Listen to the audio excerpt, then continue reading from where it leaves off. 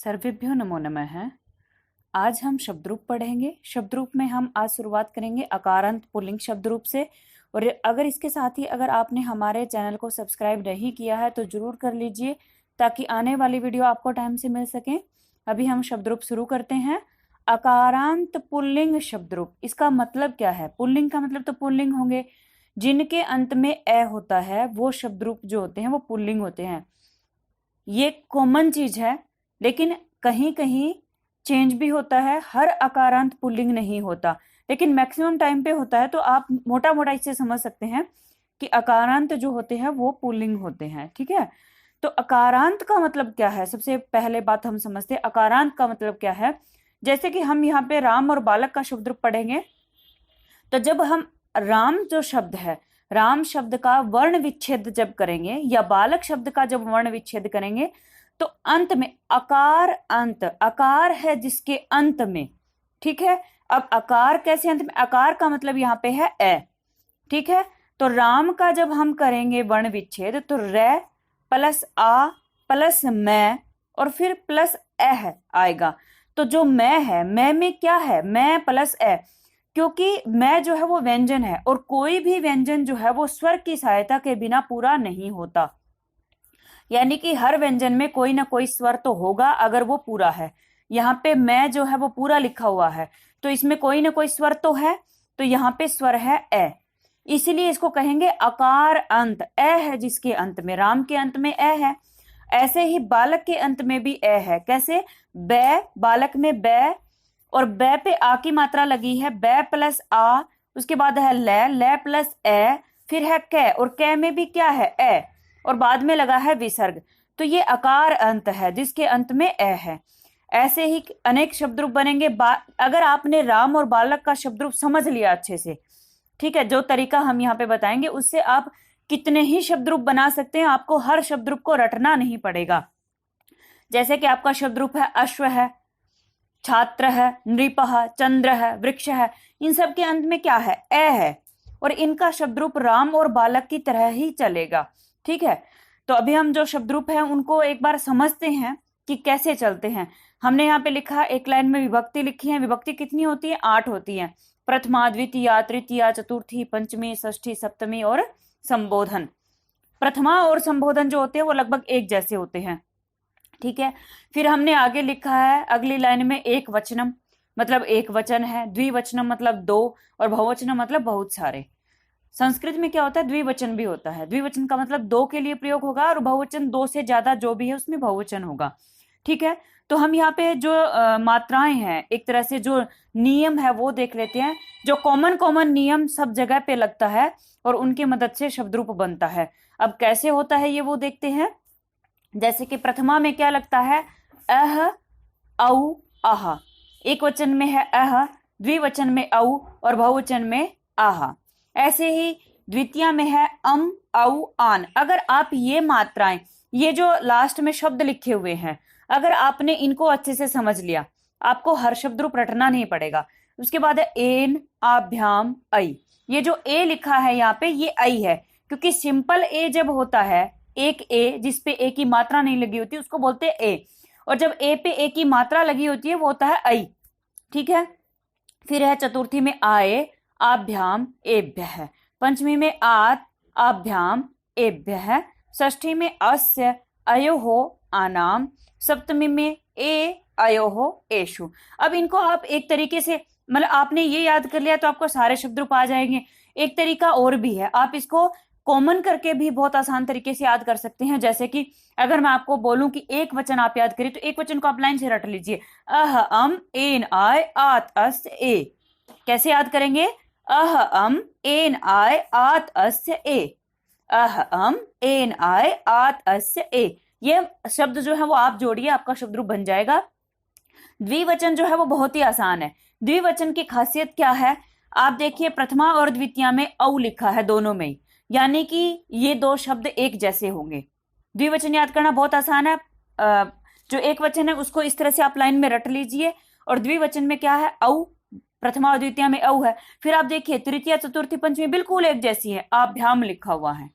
ठीक है, और फिर षष्ठी और सप्तमी में क्या लिखा है? अयोहो लिखा है। तो द्विवचन तो याद करने में आपको 3 ही शब्द याद करने हैं, औ, अभ्याम, अयोः, 3 ही शब्द याद करने। ऐसे आप बहुवचन में जब आप करेंगे तो कैसे याद करेंगे, आप देखिए चतुर्थी और पंचमी में आपको दिखाती हूँ, दोनों एक जैसा है। तो आपको क्या करना है, चतुर्थी और पंचमी में एभ्य एभ्य, इतना आपको याद हो गया। अब बचता क्या है वो देख लीजिए। अब प्रथमा में क्या होता है, जैसे प्रथमा में लिखा है अह एक वचन में, अब बहुवचन में क्या है, आह। यानी कि जब भी आप बहुवचन बनाएंगे किसी भी शब्द को तो आ की मात्रा लग के विसर्ग हमेशा बनेगा। तो आप ऐसे ही उसको याद कर लीजिए, आह आन आई, एभ्य एभ्य आनाम एषु। ठीक है, अब इनको आप जोड़िए, इनकी मात्राएं कैसे जोड़ेंगे आप, औ की मात्रा कैसे जुड़ती है, जैसे आप देखेंगे ए की मात्रा कैसे जुड़ती है, ए उसमें जुड़ेगा विसर्ग लग जाएगा। ठीक है, और बालक जैसे है तो बालक में कै में ए है। ठीक है, हम बहुत गहरे नहीं जाएंगे नहीं तो समझ नहीं आएगा। बालक में ए है ही तो ए आपको जोड़ने की जरूरत नहीं है, आप सीधा विसर्ग जोड़ दीजिए।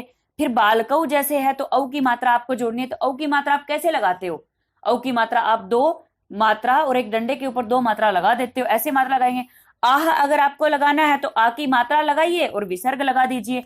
अम अगर आपको लगाना है तो ए तो जुड़ ही जाएगा, फिर क्या करेंगे, मैं लगा दीजिए। ऐसे ही आपको सारे मात्राएं आपको ऐसे जोड़ लेनी है। यानी कि आ जहां भी है, आ की जगह पे आपको आ का डंडा लगाना है, आ नहीं लिखना वहां पे। ठीक है, वैसे ही एभ्य जहां पे भी है आपको ए की मात्रा लगानी है, ए को वहां पे लिखना नहीं है। जैसे मैं आपको समझाती हूँ, शब्द रूप आप देखिए, जैसे लिखा है बालकः, तो बालक शब्द रूप तो था ही, ए आपको कहीं दिखाई नहीं दे रहा, विसर्ग जोड़ दिया।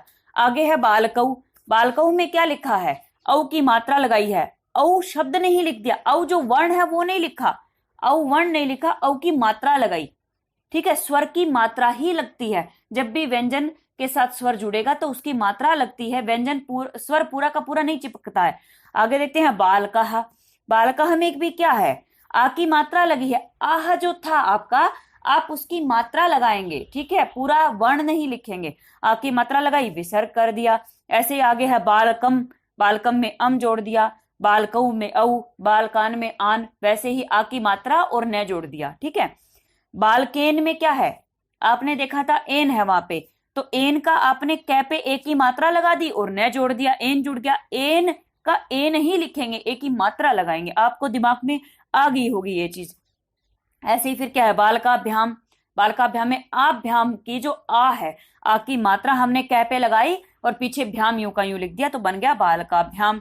आगे है बालकई, मैंने आपको बताया था ए अगर सीधा लिखा है तो एक मात्रा है, अब जब ए पे एक ही मात्रा लगी हुई है तो वो ऐ है, यानी कि ए की 2 मात्राएं। ठीक है, तो आपने यहाँ पे ए की 2 मात्राएं बालकई लगाया और विसर्ग कर दिया। उसके बाद है बालकाय, वैसे ही आय का आ की मात्रा लगाई और यह लिख दिया। ऐसे ही मैं अब एक एक नहीं बताऊंगी, वैसे पढ़ देती हूँ। बालकाय, बालकाभ्याम, बालकेभ्यः, बालकात्, बालकाभ्याम, बालकेभ्यः। अब हम षष्ठी में पहुंच गए हैं, बालके, बालकस्य, बालकयोः, बालकानां। उसके बाद है सप्तमी, बालके, बालकयोः, बालकेषु। फिर क्या है संबोधन, संबोधन जो होता है वो प्रथमा के जैसा होता है, बिल्कुल आप ध्यान से इसको देखिए। बस जो एक वचन है उसमें विसर्ग हटा दिया और हे जोड़ेंगे। जब संबोधन आप लिखेंगे, संबोधन क्या मतलब क्या होता है, किसी को पुकारना, और जब किसी को पुकारते हैं तो हे, अरे, अये ऐसे शब्द बोलते हैं, और जैसे ही हम ऐसे शब्द बोलते हैं हे, तो संबोधन में हे लगेगा। और जब जैसे हम किसी को पुकारते हैं तो आपको याद होगा एक विस्मयादि बोधक चिन्ह होता है, वो आपको पुकारने में लगता है। ठीक है, तो आप वो विस्मयादि बोधक चिन्ह लगाएंगे। यहाँ पे हमने लगा रखा है, एक डंडा है, ठीक है, और उसके नीचे बिंदी लगाई हुई है, तो आपका बन गया हे बालक।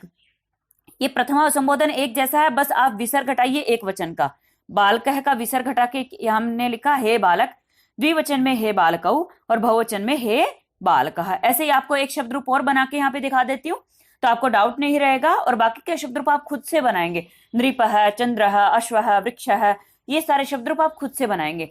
आगे क्या लिखा है, रामः, रामौ, रामः। हमने राम का शब्द रूप हम कर रहे हैं, प्रथमा में है रामः, रामौ, रामः। वैसे ही बालकः, बालकौ, बालकः, सेम बनाएंगे। आपको क्या ध्यान रखना है, राम में 2 जगह पे अंतर आएगा। क्या अंतर आएगा वो ध्यान से देखते हैं। पहले हम द्वितीय देखते हैं। अब रामम, रामौ, रामान। फिर आगे है तृतीया, रामेण। अब तृतीया में हमने यहाँ पे क्या किया, रामेण, लेकिन बालक में था बालकेन, वहां पे न था, यहाँ पे न है। न और न क्यों आता है, आप इस चीज को ध्यान रखिए कि न और न कहाँ पे आता है।